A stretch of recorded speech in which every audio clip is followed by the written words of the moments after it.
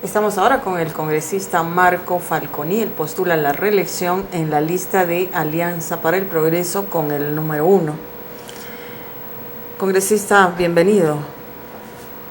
¿Cómo le parece brevemente este proceso a pocos días de la elección general y con el grado de incertidumbre que estamos viviendo? ¿Qué está pasando?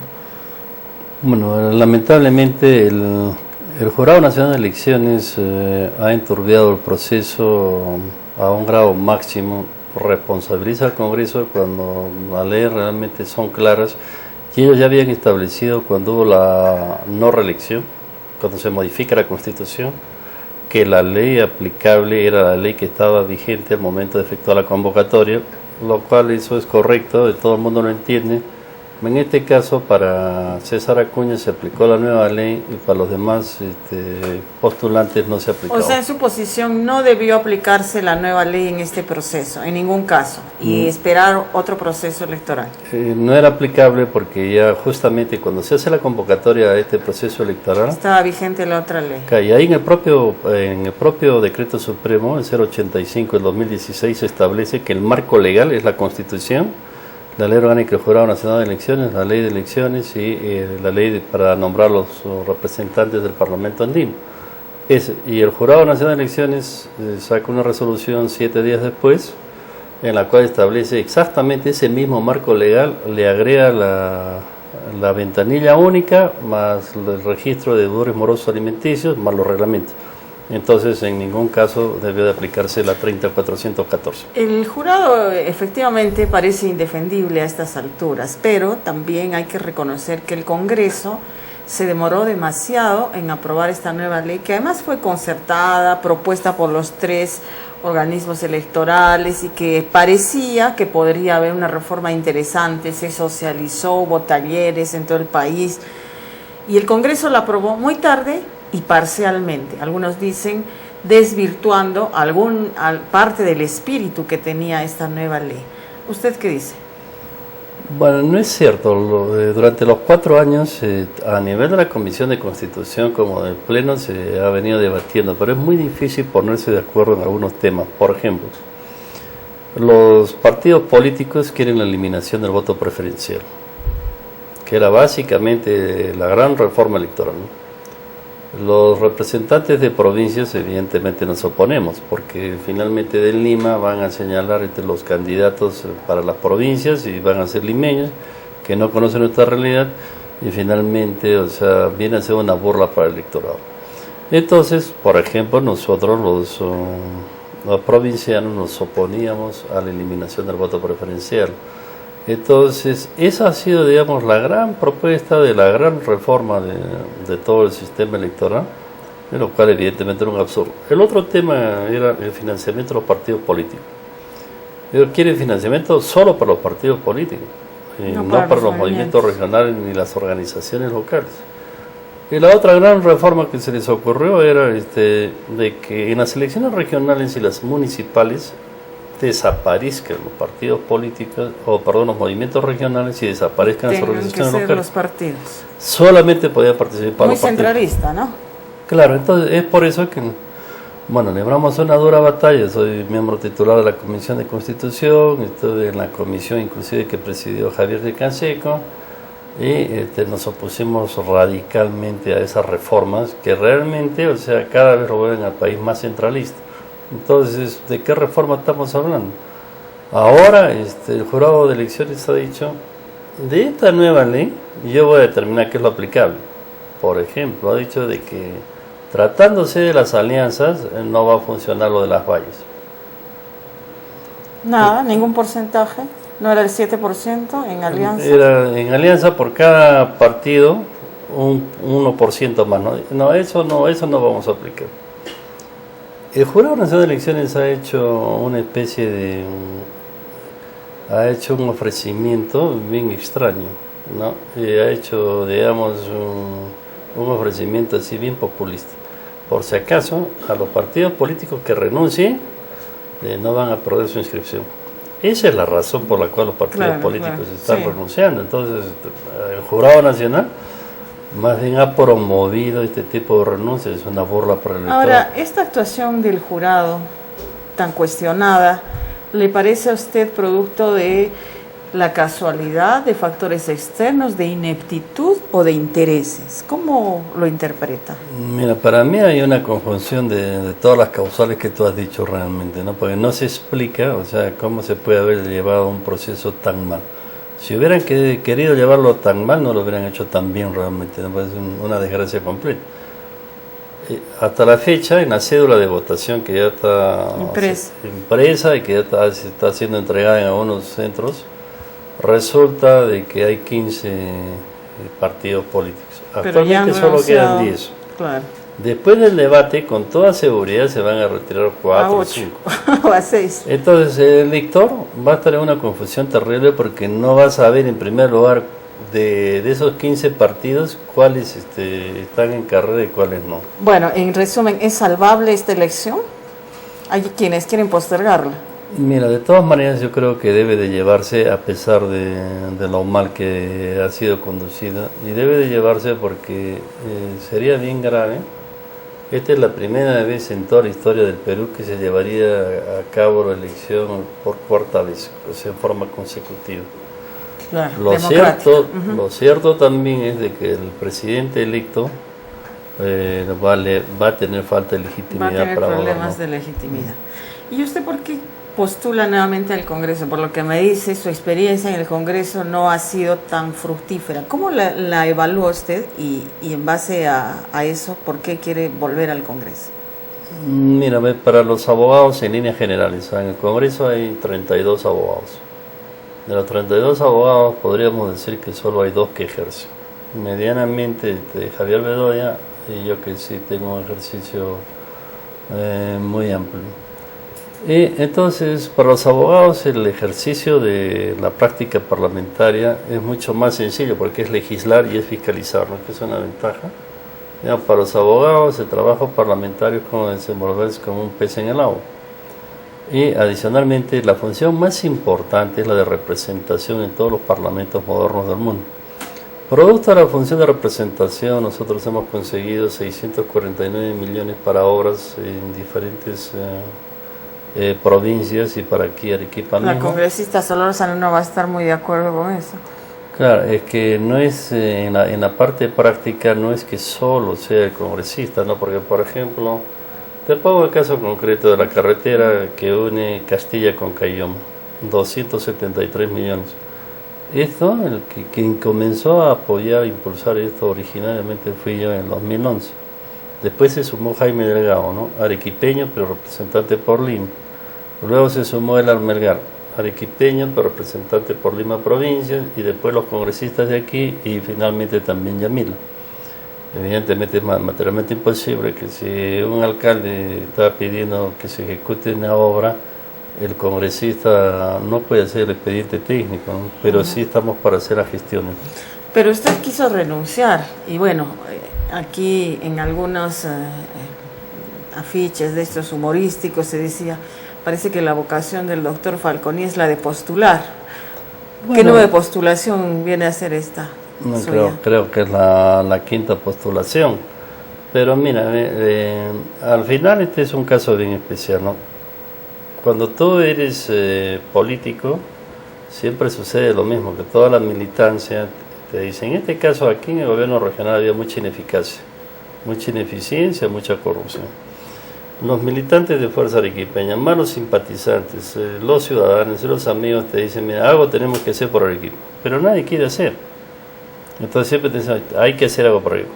Para nosotros hubo el Congreso de Fuerza Arequipeña y ahí se decidió finalmente de que yo postule. Y al final sucede lo mismo. A Javier Vallarriesta le aceptaron la renuncia en el Poder Judicial y a mí, o sea, me denegaron.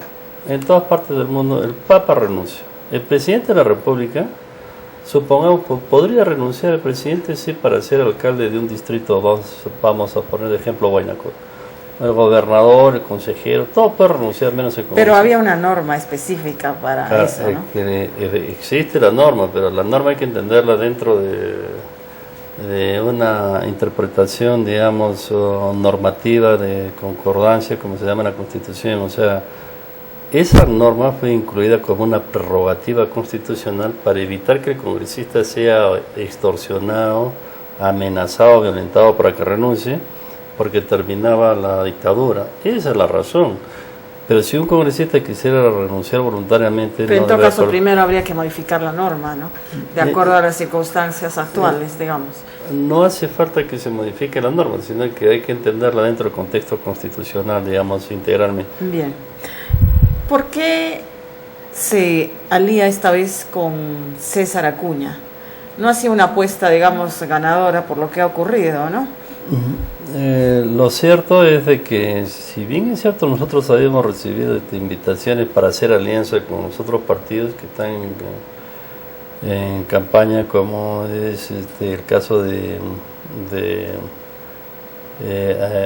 Lapra, el caso de Fujimori, el caso de PPK, o sea, que hubieron conversaciones, hablaron, pero nosotros, igual en Fuerza Arequipeña, se tomó la decisión de ir en ¿Por qué? alianza. ¿Por qué razón? Porque definitivamente esta era una oportunidad diferente. Los otros de una o de otra forma habían gobernado, y además que aquí hay una visión descentralista. Al margen de lo que se diga de César Acuña, si una persona tiene éxito, tiene que tener algunas virtudes. Se le puede criticar que tiene muchos defectos, pero para haber logrado lo que ha conseguido en su vida personal, profesional, tiene que tener algunas virtudes. Eso, para respecto de cualquier persona. Si tú eres exitosa, entonces tienes algo que estoy tener... haciendo bien. Claro, porque si no sería imposible, ¿no?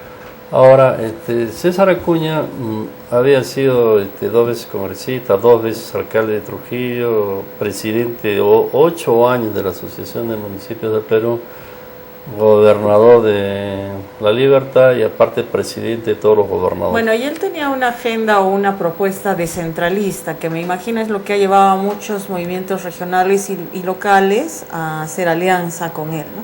¿Qué va a pasar ahora que al eliminarse su candidatura, la bancada que logren, si pasan la valla, no será la que hubieran podido lograr con él en carrera, ¿no? Entonces, como que este proyecto descentralista de unir muchos movimientos locales o regionales se ha caído un poco, ¿no? ¿O cuál es su percepción? En la práctica, bueno, el hecho de que él haya sido injustamente excluido definitivamente afecta, porque tú sabes que casi siempre el candidato presidencial siempre saca mayor cantidad de votos que la lista congresal al Parlamento, y arrastra.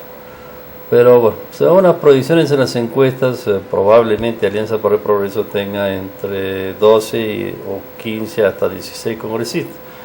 Pero creo que sé que de Lima eventualmente solo habrían 2 o 3 y los demás seríamos de provincia.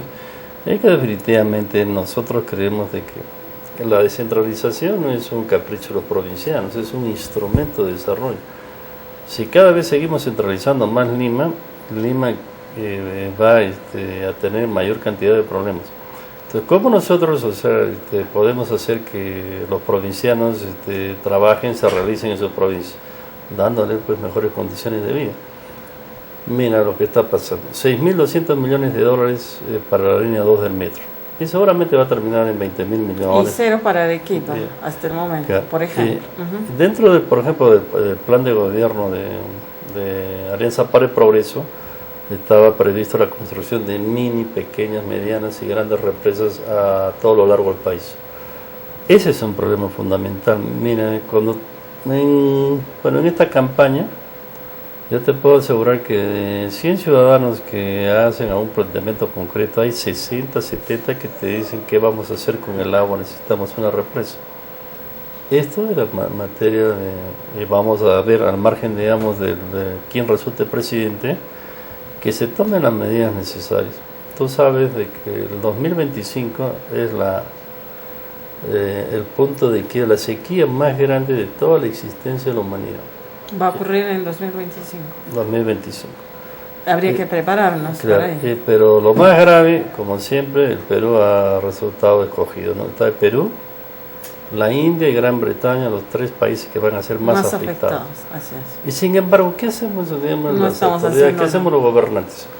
O sea, tú comienzas a invertir en temas que te den réditos políticos, o sea, 4 años. Bien, bueno, la mayoría de aspirantes a congresistas habla de que es necesario descentralizar, todos son conscientes de eso, sobre todo recursos, en fin, pero bien dicen también que del dicho al hecho hay mucho trecho, ¿no? Hay quienes se preguntarán, bueno, ¿por qué voy a votar por el señor Falconi si él ya ha tenido 5 años para hacer lo mismo que dice que quiere hacer ahora? Entonces, ¿cuál va a ser la diferencia si no lo pudo hacer en los 5 años pasados? ¿Qué nos va a garantizar que va a poder hacer algo? Porque en el discurso, como le digo, pues todo es lindo, claro, ¿no? En el discurso normalmente todos decimos lo mismo, pero en mi caso concreto, gracias a la función de representación, hemos conseguido 649 millones para obras de Arequipa. En la emisión de dictámenes legales, he emitido 506, más que todos los congresistas juntos de la República. Y en el tema legislativo estamos en tercer lugar en leyes, ¿no? Por ejemplo, me decía una señora que ustedes, los congresistas, no hacen nada. ¿Cómo es posible que la variante Uchumayo sea una vergüenza? Que sí, que son... Yo le digo, señora, yo te presentaba el proyecto de ley que se ha convertido en ley justamente para el mejoramiento de la variante Uchumayo, y a raíz de eso es de que el ministro de Transportes, que es espectacular, el ministro Gallardo, buenísimo, es el que se ha asignado 80 millones y ahora está en la parte de ejecución, que eso ya corresponde al gobierno regional. Entonces, la bancada por Arequipa, yo no soy abogado de los otros congresistas, pero reconocido por tiros y troyanos, ha sido la mejor bancada de todo el Congreso de la República. Han trabajado juntos esta vez. Y en armonía los 5 años, los 5 años, ¿no? ¿Qué va a hacer si no es elegido? Como siempre hay esa posibilidad. ¿Usted siempre tiene la aspiración de llegar a la presidencia regional en algún momento? Mira, lo que pasa, bueno, en todas las elecciones evidentemente nadie puede tener la certeza de que si va a resultar electo o no. Yo tengo ahorita, durante estos 5 años, justamente por la labor parlamentaria, que no es como normalmente la gente cree, que es muy sacrificada, tenemos que retomar la parte académica, tenemos una deuda familiar muy grande porque toda la cantidad de tiempo uno siempre descuida de la familia, que es tan importante, así de que habrá que trabajar ese tema sin perjuicio de seguir viendo la parte política. ¿Qué quiere decir esto? ¿Qué quiere decir eso? La política es como la droga. Tú puedes entrar, pero no puedes salir. Esa es la verdad. O sea, porque tú de aquí a retirarte de la política y siempre aparecen los militantes, los amigos, ¡ay no, tú tienes que participar! La mayoría no lo quiere aceptar, pero así es. Esa es la verdad y al final resulta siendo adictiva. Es por eso que los políticos nunca dejan de ser políticos. Y se dice que la política es muy sucia, ¿no? Como dice el Papa Francisco, ¿no? La política es muy sucia porque la gente buena, los cristianos, no quieren participar en política. Y si participan en política, pues que prediquen el Evangelio, o sea, en todos sus actos. Y la política, para el Papa Francisco, de todas las actividades humanas, es la más virtuosa porque busca el bien común. ¿Cuál es el problema? Que cuando uno entra a la política, ya no puede salir. Muy bien, entonces lo vamos a tener para el rato. Muchas gracias, Gracias, doctor a ti, Falconi, Martín, por estar con nosotros.